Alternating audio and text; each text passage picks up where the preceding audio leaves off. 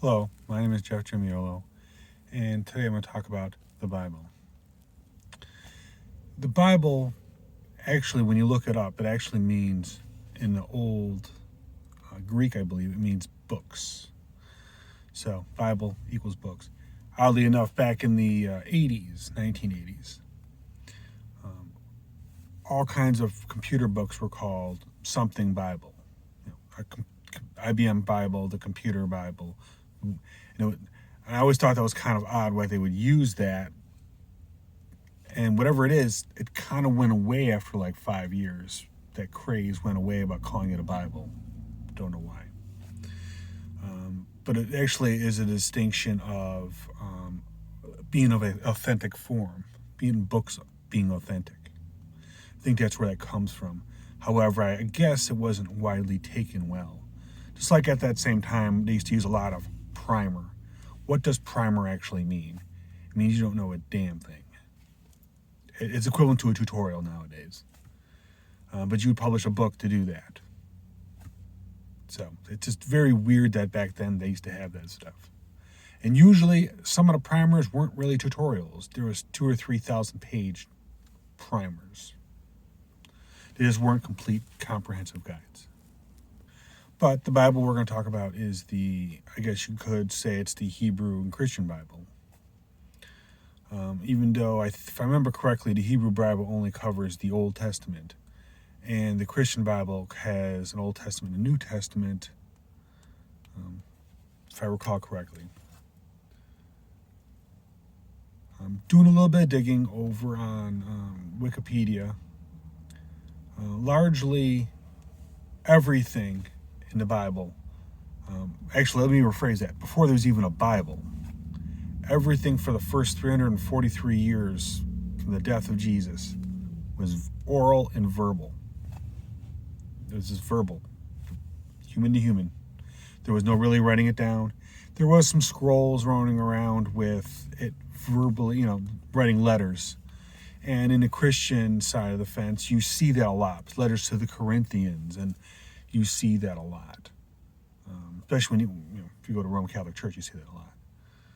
Where they talk about that. But you don't really see it really written down. Especially the Gospels, that was not even written down. So for the most part, that's when they started to do a process of disseminating what is right, what's wrong, because now they got all these scrolls and these people got together, and then it's not people of clergy, people that are supposedly in the church, or, high rank in the church who have spoken to God, that kind of thing.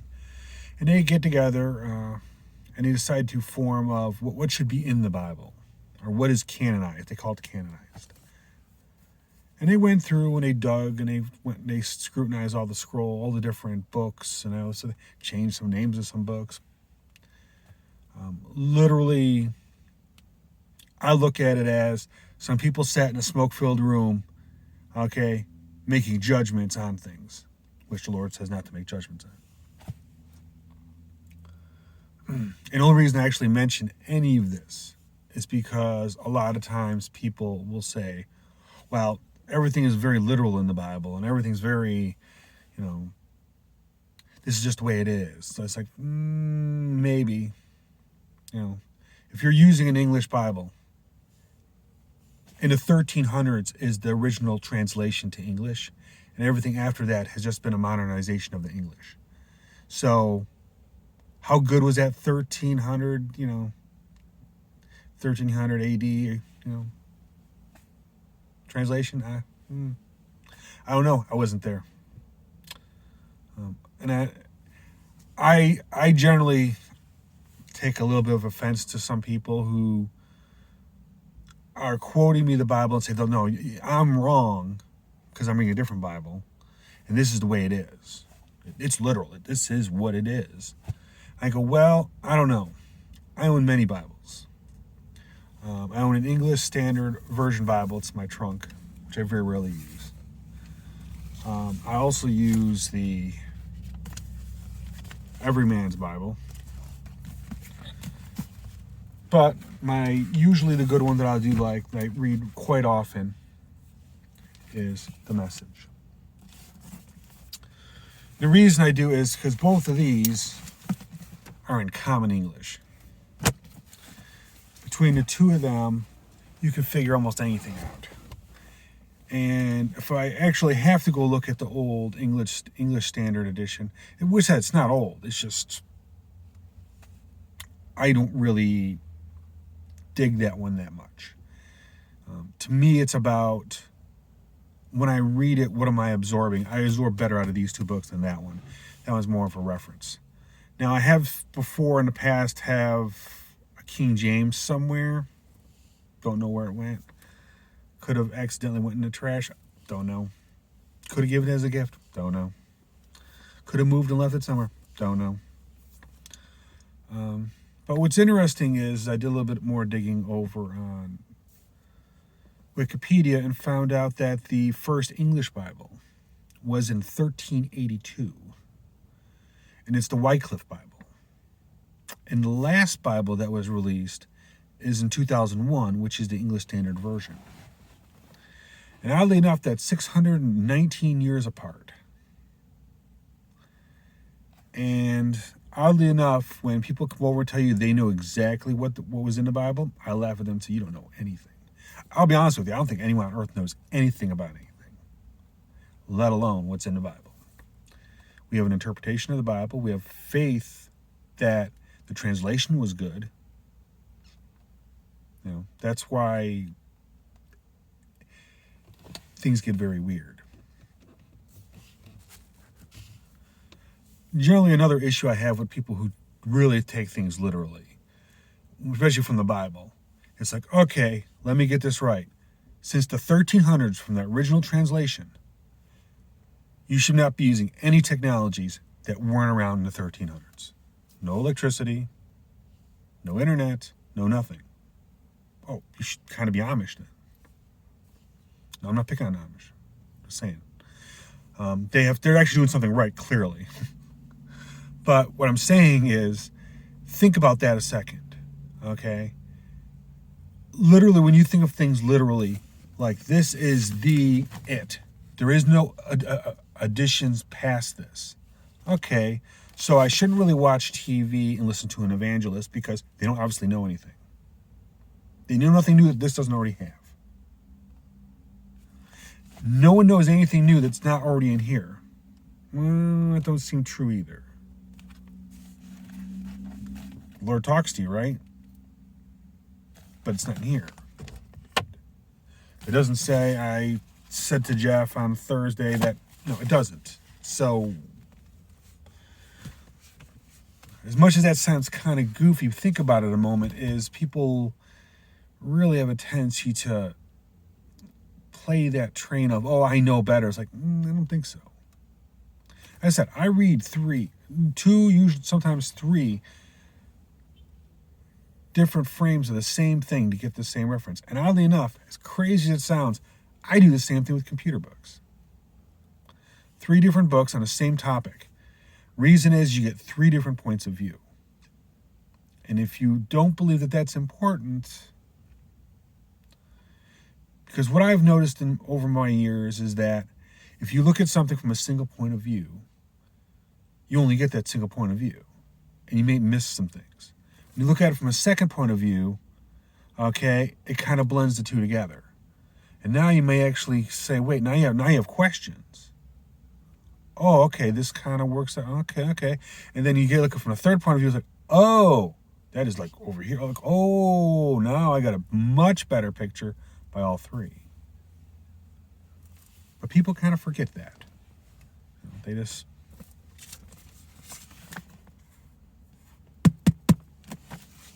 I don't know.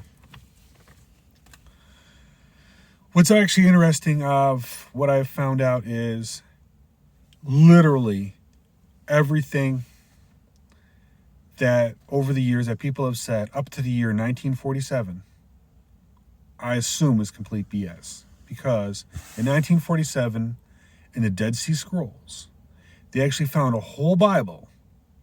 It wasn't just fragments. So it was every scroll that was in the original Bible in 1947. And it was dated 250 before Christ and 100 years after Christ. So essentially, it was during the time period that Christ was alive. That is very important because it wasn't fragments. It was the actual Bible. So that's the closest to the truth you're going to get. And that was in 1947. They found that. Clearly doesn't match the translation of 1300. No one actually likes the Dead Sea Scrolls, in which I laugh at because I like them. Dead Sea Scrolls has a whole bunch of books that actually aren't in the canonized editions because it doesn't fit the narrative at the time. One thing that struck me as funny is I looked at the New Testament, I looked at all the books of there, and none of them were by women, which was interesting because when you look at the other books of the Bible, the ones that are missing, the missing books come from very interesting people. Mary Magdalene, Mother Mary. There's actually a book of Jesus Christ in there, and a book of Jesus as a child, and a story of Adam and Eve, stuff that even covers the Old Testament. But it was kind of removed because they didn't want to deal with it. So we're back to this this process that they were weeding through what they wanted and what they didn't want. I do have to apologize because my dog just woke up and decided it wants to chew on a bone. Don't know why. But what's actually funny is that they went through this process looking for all kinds of things, looking for fault in all these documents. Like, oh, well, it's not in this one and not in that one. And to be honest with you, when you're looking 400 or 500 years after someone passed away, that's a little late. It was such a problem that in the Muslim faith, when actually Muhammad passed, within 50 years, they actually wrote theirs.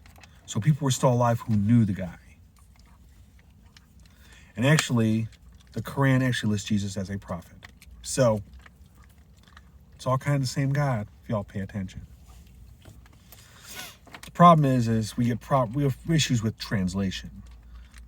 A lot of times the Bibles get translated, except they found Dead Sea Scrolls in 1947. However, that's why we're using a 1300, from the 1300s, we're using a translation from there because, well, why bother? Yeah. Why bother truth? As I said, I have issues with that, and I have issues with people who want to be an authority on something. I go, but there's no way they can be an authority on something. You can tell me that, yeah, that's what this book says, but that doesn't mean it's true. You know, God kind of does make corrections to people. And I'm sure there's corrections to the Bible. So, I know, I'm going to get flamed.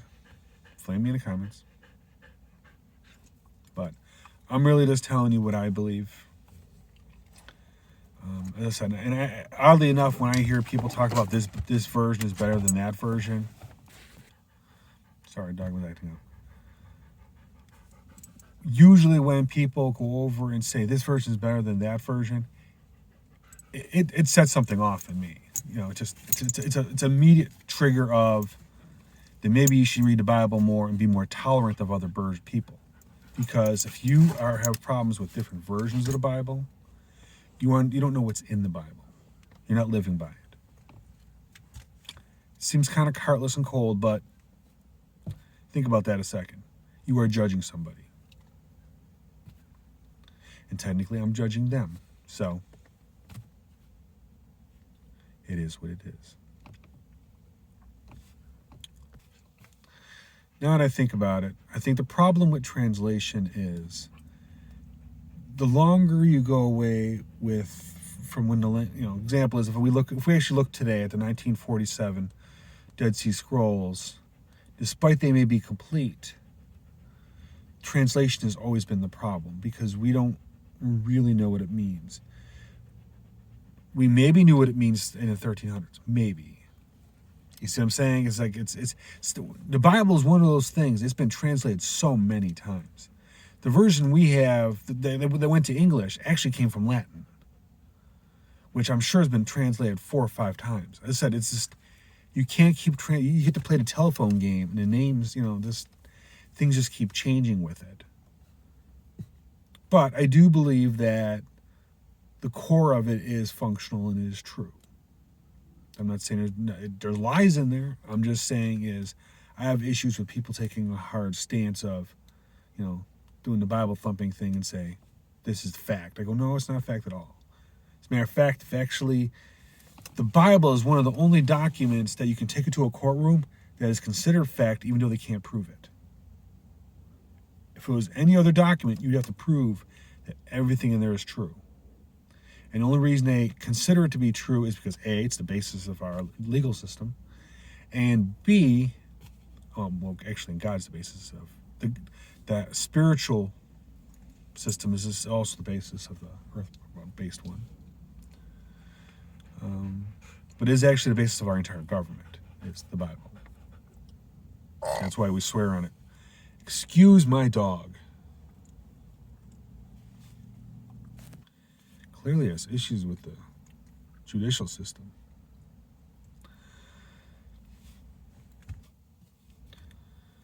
So that's what I have for today. Just remember, if you want to flame me, you better make sure you have all your facts on that one. Because generally on Earth, no one knows the truth. Understand that. There's a lot of wiggle room because God is the only one who knows the truth. And kind of God likes faith. And God wants us to have faith in the books we have, faith in the belief. If it was 100% provable what was in this Bible, you would need faith.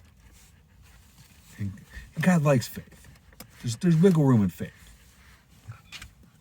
It makes him proud.